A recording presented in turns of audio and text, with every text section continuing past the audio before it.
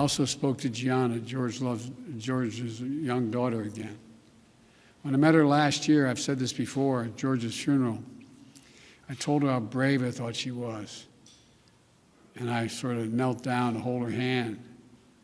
I said, Daddy's looking down on you, he's so proud. She said to me then, I'll never forget it, Daddy changed the world. Well, I told her this afternoon, Daddy did change the world. I'm sorry. I'm sorry, that's not professional. And we're about to talk to a professional. I just can't. Joining me now, a real journalist with Alpha News, Liz Collin is her name. Liz, the death of St. George Floyd most definitely did change. I don't know about the whole world, but it certainly changed Minneapolis. You're there. How are things going? You know, to report back here, Jesse, things are not going well. More than 3 years later, I appreciate you having me back on. You were kind enough to reach out after putting out the fall of Minneapolis back in November.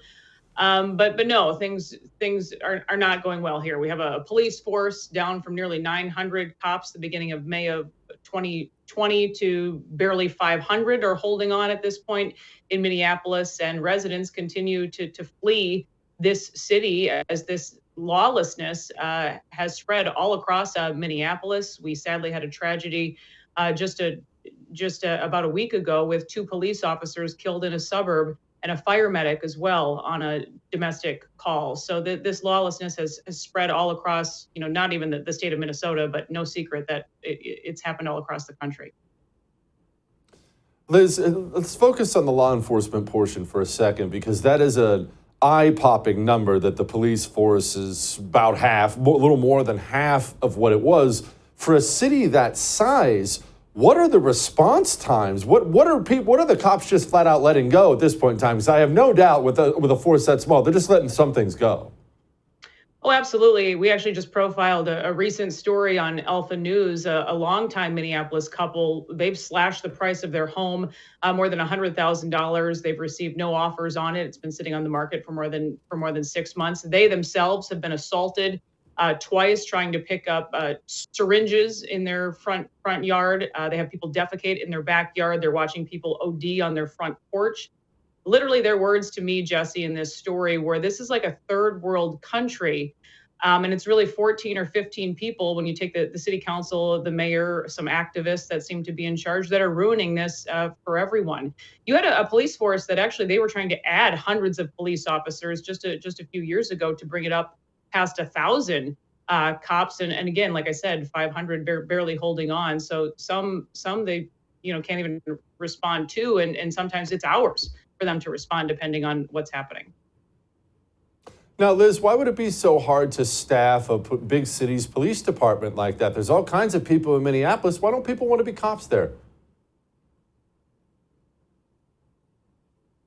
Well, this George Floyd incident certainly sent a message, not only with the officers that were charged, but this, peaceful surrender that took place, right, of the 3rd Police Precinct, basically giving this workplace up to the mob, certainly sent a message to those cops who'd worked there for years at that precinct.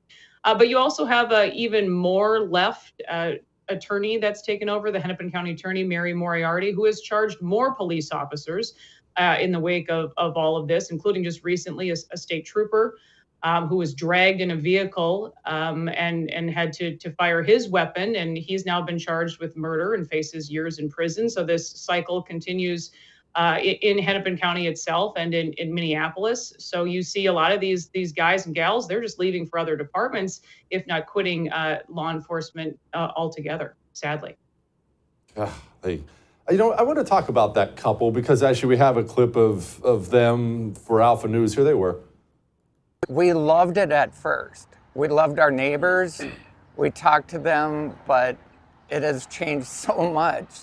I mean, we don't feel any public safety, and that should be our basic civil right, but we don't have that. Ever since the riots and the pandemic, it's just gone downhill like there's no tomorrow. They in our backyard, needles are everywhere, Prostitution happens. People sit on our porch like it's their house. And they OD. And we call 911 all the time. It's almost once a week. It's insane. It's a third world country, and it's created by 14, 15 people, which is sad. I would move to Mexico in a heartbeat. Yeah. To exchange for here. Now, Liz, what hit me most about that video, not for all the things they said, which you described, but that they didn't vote. These people don't vote. Who do they blame? Are they going to start voting? Well, they actually didn't vote for the candidates that won. So they were active politically as much as you can be, I guess, in Minneapolis. But again, this has been a city controlled by Democrats for decades. It's no secret. But there's not really a lot of centralized Democrats left, I would say, in the city of Minneapolis. You have basically self-proclaimed socialists that are running the city council. So the days of those Democrats seem to be over in Minneapolis, and that's why these guys say, there's no light at the end of the tunnel. They in fact say it's brick shut, no light at all.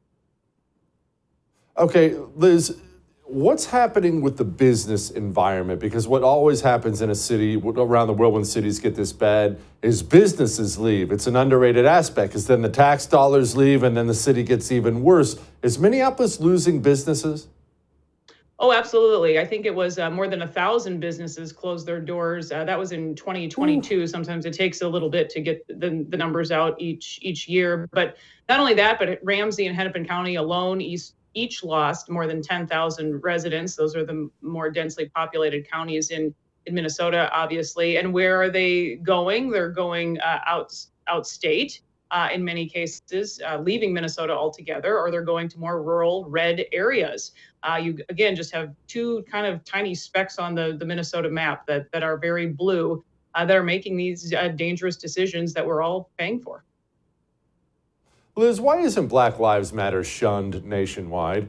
We take all these other hate groups and we shun them and they're evil and they're bad. But Black Lives Matter, I mean, in New York, they're still handing out Black Lives Matter coloring books. You still see it painted on the end zones. This is a radical hate group that torched America's cities and no one seems to care.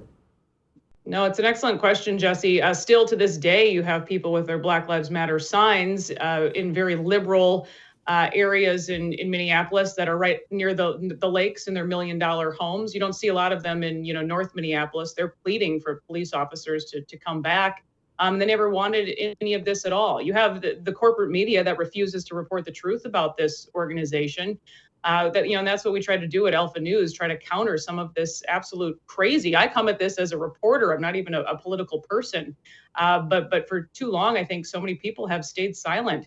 And they continue to allow this all to happen. Liz, thank you so much. I appreciate it.